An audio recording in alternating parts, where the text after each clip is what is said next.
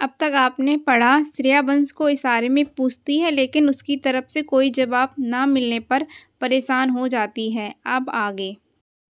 जब श्रेया वंश की तरफ देखती है और उसे कोई ऐसा पॉजिटिव रिएक्शन नहीं मिलता तो वो परेशान हो जाती है।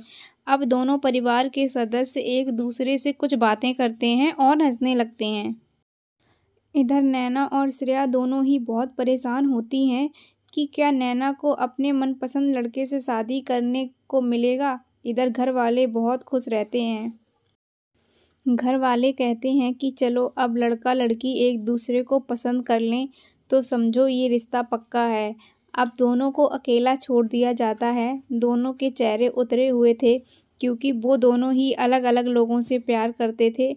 नैना ने वंश से कहा, नैना देखिए, हम आपसे शादी नहीं कर सकते क्योंकि हम किसी और से प्यार करते हैं।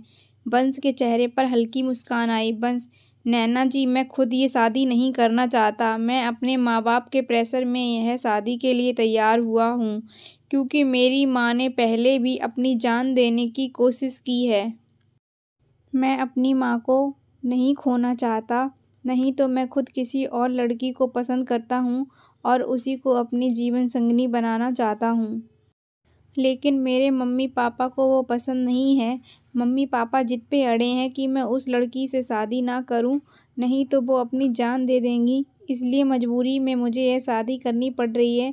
नैना परेशान होकर कहती है, नैना, वंश जी, मैं खुद ये शादी नहीं करना चाहती क्योंकि मैं किसी और को पसंद करती हूँ। यह सुनते ही वंश का चेहरा खिल उठता है। उसने नैना से कहा, वंश, नैना जी, आपने मुझे ये बात पहले क्यों नहीं बताई। जब हम दोनों ही अलग अलग लोगों को पसंद करते हैं तो हम शादी के बाद कैसे एक दूसरे के साथ खुश रह सकते हैं। हम शादी प्रेशर में आकर भी कर लेते हैं तो हम खुश नहीं रह पाएंगे। इस तरह चार चार जिंदगियां खराब हो जाएंगी। नैना और वंश तय करते हैं कि वो ये शादी नहीं करेंगे और बाहर जाकर अपनी माँ को इस रिश्ते के लिए मना कर देंगे और जब कारण पूछा जाएगा तो बोल दिया जाएगा कि वह दोनों किसी को पसंद करते हैं। इधर कबीर को श्रेया का चेहरा बार बार परेशान करता है। वह इस एक्सीडेंट को सोचता है और मुस्कुराता है। शायद कबीर को श्रेया से प्यार हो गया था, तभी उस दिन से श्रेया का ख्याल कबीर को परेशान करने लगा। वो रोज़ श्रेया का नंबर अपने फ़ोन के स्क्रीन पे लिखता और मिटाता। इधर वंश और नैना बाहर जाकर इस रिश्ते को मना कर देते हैं। श्रेया घबराई हुई थी कि क्या होगा अब। जब परिवार के सदस्य वजह पूछते हैं तो वंश कहता है कि मुझे ये लड़की पसंद नहीं है। नैना की माँ ने नैना से पूछती है, नैना की माँ, क्या हुआ, ये लड़का ऐसे क्यों बोल रहा है। नैना, श्रेया और उसकी माँ थोड़ा किनारे हट के बात करते हैं तो नैना बोलती है, नैना माँ, मुझे शादी नहीं करनी, और रोने लगती है। तब उसकी माँ पूछती है, नैना की माँ, क्या बात है। नैना रोती रहती है। तब श्रेया कहती है, श्रेया आंटी जी, मैं बताती हूँ, दरअसल नैना दी किसी और को पसंद करती हैं और उसी से शादी करना चाहती हैं। वो लड़का बहुत अच्छा और वेल सेटल्ड है, छोटा परिवार है। नैना दी बहुत खुश रहेंगी। और एक बात आंटी जी, आप जिस लड़के से शादी करवाने जा रही हैं वो किसी और लड़की से प्यार करता है, तो आप क्या चाहेंगी कि नैना दी को अपने हक का प्यार ना मिले। इस तरह वो खुश नहीं रह पाएंगी। नैना की माँ थोड़ी देर चुप रहती है और फिर नैना को गले से लगा लेती है और कहती है, नैना की माँ, बेटा ऐसी बात थी तो पहले क्यों नहीं बताया, ये सब नहीं होता। श्रेया आंटी जी, दी बताना चाहती थी लेकिन अंकल जी की वजह से चुप थी। अब तीनों बाहर जाते हैं तो नैना के पापा को माँ इशारों में अंदर बुलाती है और उनको सारी बात बताती है। जब उसके पापा जानते हैं कि उनकी बेटी किसी और को पसंद करती है तो पहले गुस्सा होते हैं, लेकिन उनकी माँ के समझाने के बाद समझ आया और तय करते हैं कि बच्चों की खुशी में जिसमें हो वही करना चाहिए, क्योंकि हम शादी अपने तरफ से करवा देंगे और बच्चे खुश नहीं रहेंगे तो क्या फ़ायदा। आगे चलकर ऐसे ही रिश्ता सफल नहीं होते और तलाक का कारण बन जाता है। तभी वो दोनों बाहर आकर लड़के वालों से माफ़ी मांगते हैं कि हम ये रिश्ता नहीं कर सकते, और उनको भी समझाते हैं कि बच्चों की खुशी में अगर हम अपनी खुशी ढूंढेंगे तो परिवार में खुशी रहेगी। बंस की माँ को भी एहसास होता है कि वो गलत कर रही हैं अपने बेटे के साथ। वो भी बंस की शादी ईशिता के साथ कराने के लिए तैयार हो जाती हैं। तभी लड़के वाले खुशी खुशी वहाँ से विदा लेते हैं और अपने घर चले जाते हैं। इधर नैना के माँ पापा पूछते हैं कि वह लड़का कौन है।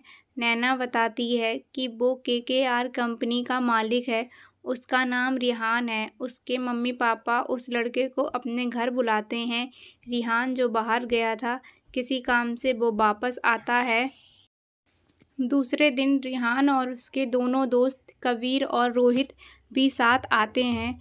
नैना के मम्मी पापा उनका स्वागत करते हैं और उनसे ढेर सारी बातें करते हैं।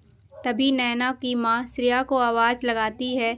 नैना की माँ, बेटा चाय ले आओ। तब श्रेया ब्रेकफास्ट लेकर बाहर आती है। तब जो हुआ वो तो बहुत ही मज़ेदार था। रिहान, कबीर भाई कहाँ हो, इधर आओ, चाय ठंडी हो रही है। कबीर, हाँ आ रहा हूँ भाई। तभी कबीर अंदर आता है। तब श्रेया और कबीर एक दूसरे को देखते हैं। कबीर, तुम? श्रेया, आप यहाँ भी आ गए? हम बोले थे ना कि हम आपका सारा भुगतान कर देंगे। वहाँ बैठे सभी लोग आश्चर्य से देखते हैं। रोहित यह सब देखकर हंसता है। रिहान कबीर से पूछता है, रिहान, कबीर तुम एक दूसरे को जानते हो? नैना भी श्रेया से पूछती है, नैना क्या बात है, किस भुगतान की बात कर रही हो? तब श्रेया नैना की सारी बातें बताती है जो उस दिन हुआ जब वो बंस से मिलने जा रही थी। तो कबीर रिहान से कहता है, कबीर, अरे भाई, मैंने बताया था ना एक्सीडेंट के बारे में। तब रोहित अपने भाई को चढ़ाते हुए कहता है, रोहित, हाँ जी, इस एक्सीडेंट के बाद से भाई के तेवर बदले बदले दिख रहे थे। वहाँ बैठे सभी लोग यह सब सुनकर हंसने लगते हैं। श्रेया कबीर एक दूसरे को देखते हैं और हंसते हैं।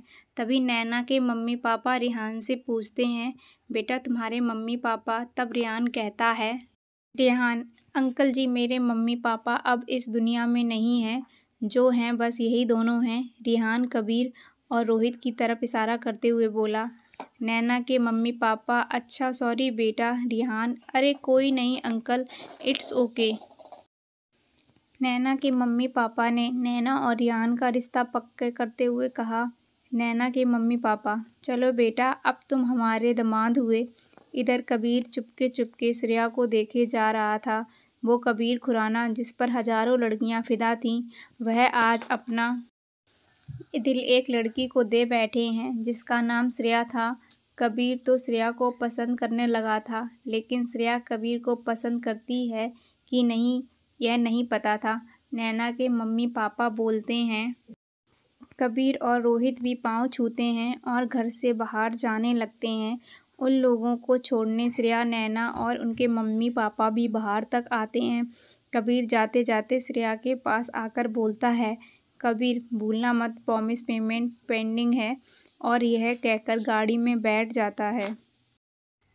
श्रेया नैना का यह रिश्ता होने से बचा पाएगी या नहीं, यह सब जानने के लिए कहानी का अगला भाग ज़रूर पढ़ें। साथ ही इस कहानी का सबसे अच्छा मोमेंट कमेंट में बताएं, और मेरी वीडियो पसंद आए तो लाइक शेयर सब्सक्राइब करें। धन्यवाद।